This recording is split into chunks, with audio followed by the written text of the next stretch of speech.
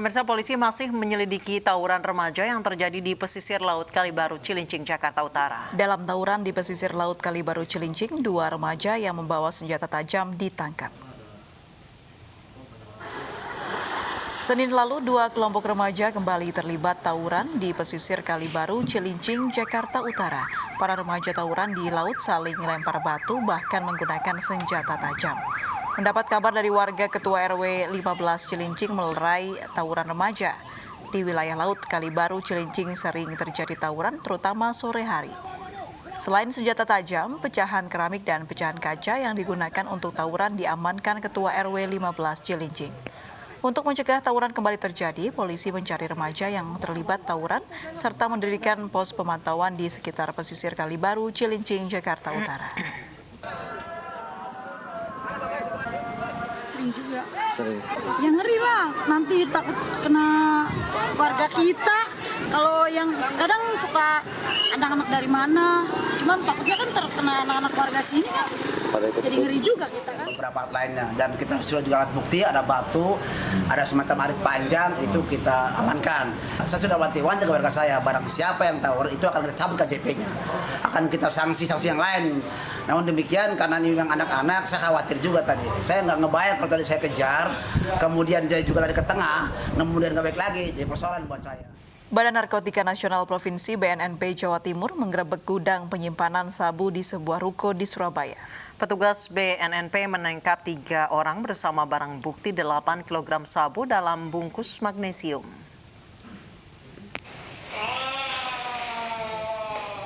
Mantap.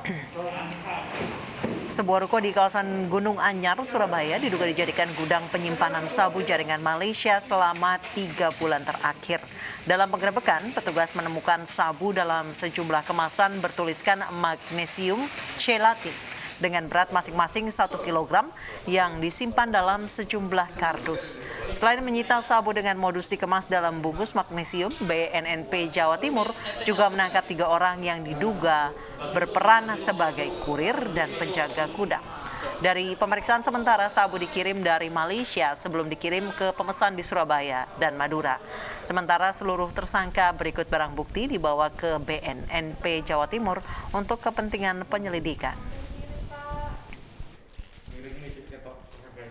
Ya, yang ngirim ke sini.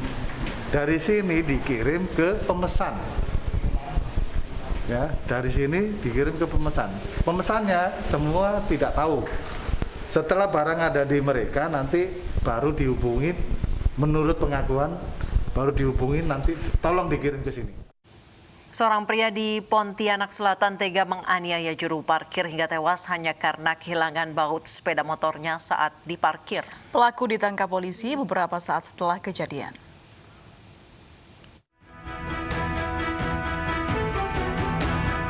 TN hanya bisa menyesali perbuatannya usai ditangkap tim Satreskrim Polsek Pontianak Selatan karena menganiaya Normanto Jondro alias Apek dengan senjata tajam hingga tewas.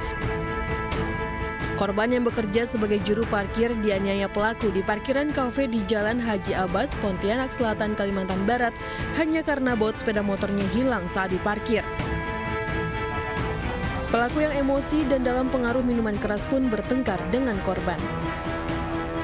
Tersangka mengkonfirmasi bahwa kehilangan aksesoris kendaraan bermotor tersangka.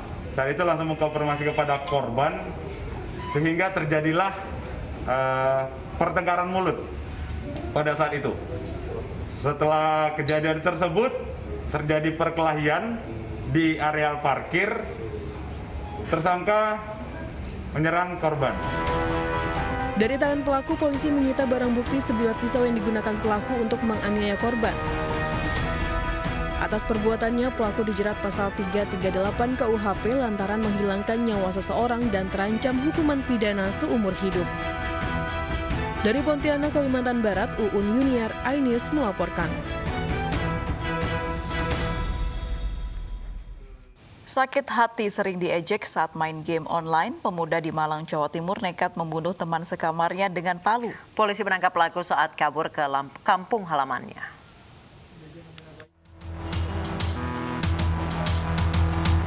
MI pemuda 18 tahun ini ditangkap tim Satreskrim Polresta Malang Kota 36 jam setelah membunuh RD 22 tahun, teman sekamarnya sekaligus teman kerjanya di bengkel AC. Pertemanan dua pemuda sekampung asal Jabung, Kabupaten Malang ini pun berakhir tragis hanya karena saling ejek saat bermain game online. Sakit hati sering diejek karena kalah saat main game online. Pelaku nekat menganiaya korban dengan palu hingga tewas dengan luka di kepala, pundak, dan dadanya. Tersangka atas nama MI ini sakit hati dia, ya karena merasa diumpat dan dia merencanakan untuk melakukan pembunuhan itu. Dari lokasi kejadian di tempatnya bekerja, polisi menyita palu yang digunakan pelaku dan sejumlah barang bukti lainnya. Akibat perbuatannya, pelaku dijerat dengan pasal 338 dan terancam hukuman maksimal 15 tahun penjara.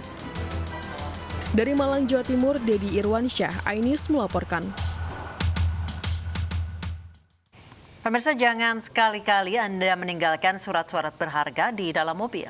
Bermodus jadi pembeli dan test drive, seorang pria membawa kabur mobil di kota Bandung.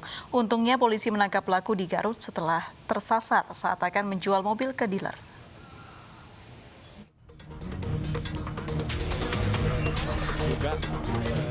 Aparat Satlantas Polres Garut, Jawa Barat terlibat kejar-kejaran dengan pelaku pencurian mobil.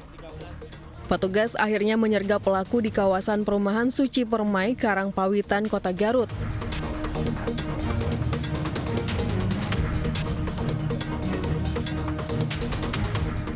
Pelaku ditangkap setelah tersasar saat akan menjual mobil hasil curiannya ke salah satu dealer mobil. Sebelumnya, pelaku mencuri mobil di Bandung dengan modus jadi pembeli dan test drive. Perburuan pelaku berawal dari laporan korban warga Bumi Asri, Kopo, Bandung yang mobilnya dibawa kabur pelaku. Dari tangan pelaku, petugas menyita mobil hasil curian beserta surat-surat kendaraannya. Dan terakhir akan dijual di showroom Sumber Berkah. Karena dia tidak tahu jalan, dia masuk ke perumahan Suci Permai dan kita tangkap. Jadi ditangkap di perumahan Suci Permai. Ada perlawanan nggak? Dia seorang diri tanpa ada perlawanan. Namun dia kenapa dia mau jual ke showroom? Karena BPKB STNK sudah ada di dalam mobil. Antisipasi pencurian kendaraan bermotor, polisi mengimbau warga agar tidak meninggalkan barang dan surat berharga di dalam mobil. Saat ini pelaku beserta barang bukti diserahkan ke Satreskrim Polres Garut untuk pemeriksaan lanjutan. Dari Garut, Jawa Barat, Ii Solihin, iNews melaporkan. Seorang wanita di Semarang, Jawa Tengah kehilangan uang 100 juta rupiah di tabungannya akibat dibobol sindikat pengganjal ATM. Pelaku berpura-pura menawarkan bantuan saat ATM korban tidak bisa keluar dari mesin.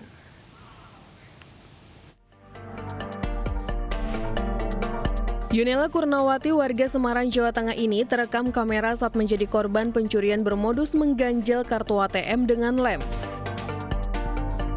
Peristiwa ini bermula saat Yunela menarik uang di gerai ATM sekitar SPBU Gombel. Setelah mengambil uang Rp400.000, kartu debit miliknya tidak bisa dikeluarkan. Seorang pria yang merupakan pelaku pembobol ATM berpura-pura menawarkan bantuan kepada korban. Dengan dipandu pelaku, Yunela mengikuti beberapa langkah menekan tombol mesin ATM, namun kartunya tetap tidak bisa dikeluarkan. Yunela baru tersadar menjadi korban pencurian saat keluar dari ATM. Ia mendapat pesan di ponselnya jika rekeningnya telah mentransfer hingga 100 juta rupiah ke rekening pelaku. Di situ ya dia ngarahkan gitu, untuk mencet-mencet itu dia ngarahkan. Habis itu terus akhirnya dia bilang, oh ya udah Mbak, berarti harus ke bank kalau gitu sama bawa uang. Oh iya Pak. Terus habis itu saya perjalanan pulang, saya sampai di Ungaran itu saya buka HP, di HP saya ada SMS banking, uangnya narik terus. Jadi narik terus sampai total 100 juta.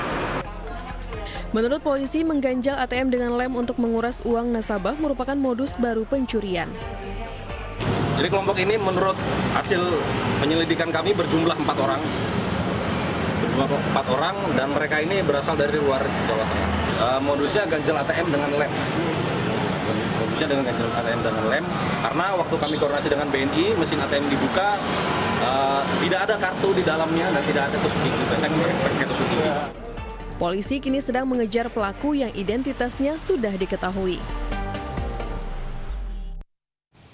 Pemirsa, penyidik Kejaksaan Agung mengaku menemukan fakta-fakta baru setelah memeriksa Pinangki lebih lanjut. Sebelumnya berkas perkara Pinangki dikembalikan jaksa penuntut umum karena dinilai belum lengkap. Untuk melengkapi berkas pemeriksaan, jaksa Pinangki menjalani pemeriksaan Rabu kemarin. Dalam pemeriksaan yang berlangsung selama 14 jam, Pinangki diperiksa terkait kasus TPPU dalam pelarian buronan kasus Jasi Bank Bali Joko Chandra. Kepala Pusat Penerangan Hukum Kejaksaan Agung, Hari Setiono, mengakui tersangka Pinangki diperiksa guna melengkapi kekurangan bahan keterangan. Selain itu, menurut Hari, penyidik juga ingin mengkonfirmasi fakta hukum baru kepada Pinangki.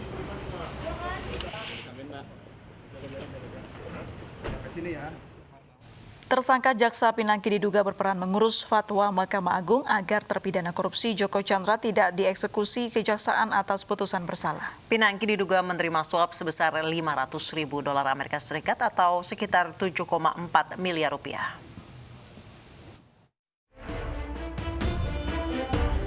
Pertemuan jaksa Pinangki Sirna Malasari dengan Joko Chandra di luar negeri diduga terkait permintaan pengurusan fatwa Mahkamah Agung. Fatwa berisi agar terpidana korupsi Joko Chandra tidak dieksekusi kejaksaan atas putusan bersalah. Karena perannya itu, Pinangki diduga menerima $500.000 Amerika Serikat atau setara 7,4 miliar rupiah dari Joko Chandra. Kini Pinangki sudah berstatus tersangka penerima suap dan sudah beberapa kali diperiksa. Jaksa Pinangki kini masih ditahan di rutan Salemba Cabang Kejaksaan Agung sejak 11 Agustus lalu untuk memudahkan proses pemeriksaan. Selain Pinangki, dalam kasus ini Kejaksaan Agung juga menetapkan 2 tersangka lainnya, yakni Joko Chandra dan pengusaha sekaligus mantan politisi Partai Nasdem Andi Irfan Jaya. Kejaksaan kini masih mendalami peran Andi Irfan. Tim Liputan iNews melaporkan.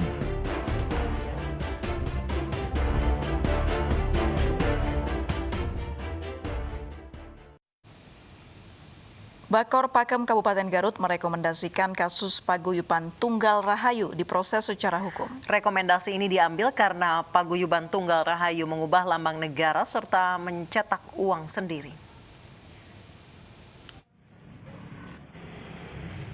Di kantor Kejaksaan Negeri Garut, Jawa Barat, Badan Koordinasi Pengawasan Aliran Kepercayaan dan Keagamaan atau Bapor Pakem Kabupaten Garut, Jawa Barat menggelar rapat koordinasi menyingkapi organisasi paguyuban Tunggal Rahayu. Rapat yang dipimpin langsung oleh Ketua Bakor Pakem yang sekaligus Kepala Kejaksaan Negeri Garut, Sugeng Haryadi ini dilakukan secara tertutup. Rapat membahas terkait organisasi paguyuban Tunggal Rahayu yang dianggap menyimpang dan melecehkan lambang negara. Hasilnya adalah bahwa aliran tersebut atau Tunggal Rahayu tersebut, satu, belum terdaftar atau belum terdaftar di Kesbangpol. Yang kedua, bahwa permasalahan adanya simbol negara kita atau lambang negara kita, yaitu burung Garuda yang disimpangi tersebut, terus adanya uang yang beredar di kalangan mereka, dan juga ada kalimat-kalimat basmalah yang disimpangi dengan ditawai alif dan lam, itu berdasarkan pembahasan yang tadi di bawah kerana penegakan hukum. Rekomendasi ini akan disampaikan ke penegak hukum untuk ditindaklanjuti sesuai dengan pasal yang dilanggar. Dari Garut, Jawa Barat, I. Solihin, iNews melaporkan. Badan Intelijen Negara atau BIN melangkah menjadi intelijen kelas dunia dengan meningkatkan studi keilmuan di Sekolah Tinggi Intelijen Negara. Salah satunya pembukaan program studi baru yaitu Magister Terapan Intelijen Medik yang dibutuhkan Indonesia di tengah pandemi.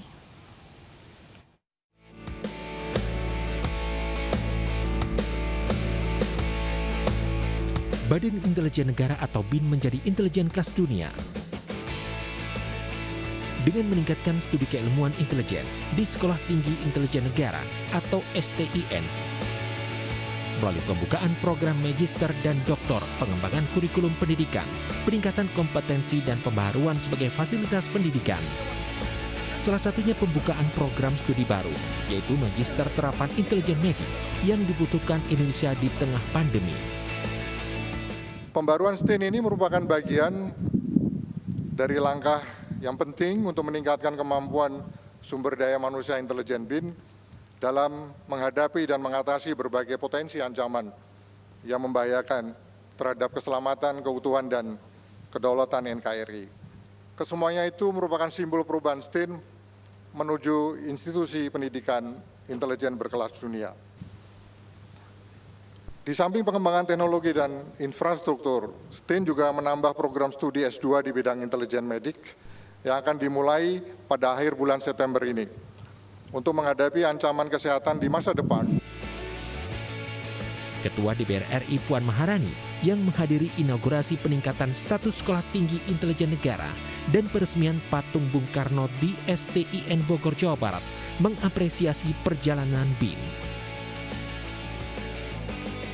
Melihat perjalanan BIN untuk menjadi world class intelligence, saya sebagai Ketua DPR RI mengapresiasi berbagai pengembangan pembaruan dan inovasi di berbagai bidang yang sedang dilakukan BIN melalui STIN, seperti peningkatan keilmuan melalui pembukaan program magister dan doktor, pengembangan kurikulum pendidikan, peningkatan kompetensi atau skill yang tadi sudah kita lihat.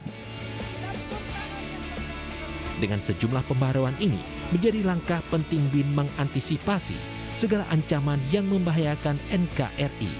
Dari Bogor, Jawa Barat, Tim Liputan iNews melaporkan.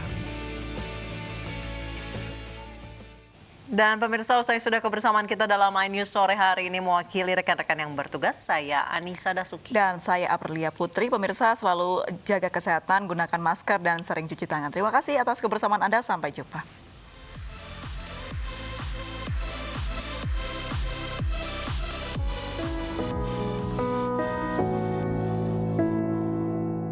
Saatnya kita semua tuh renungi ini dan cobalah pastikan mengerti. Lihat kembali ke dalam diri sendiri kesalahan yang kita lakukan. Kita manusia mungkin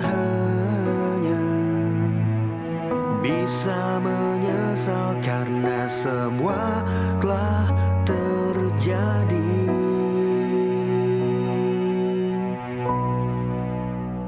Dan cobalah mari kita semua saling menyayangi dan saling berbagi, dan bersama untuk hadapi bencana. Kelak sambut pagi dan cerah mentari.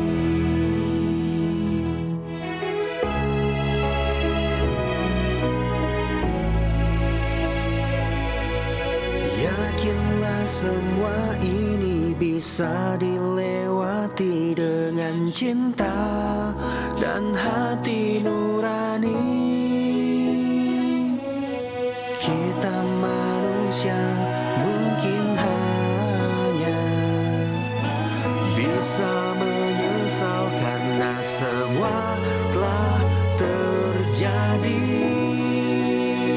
Dan cobalah mari kita semua saling menyayangi dan saling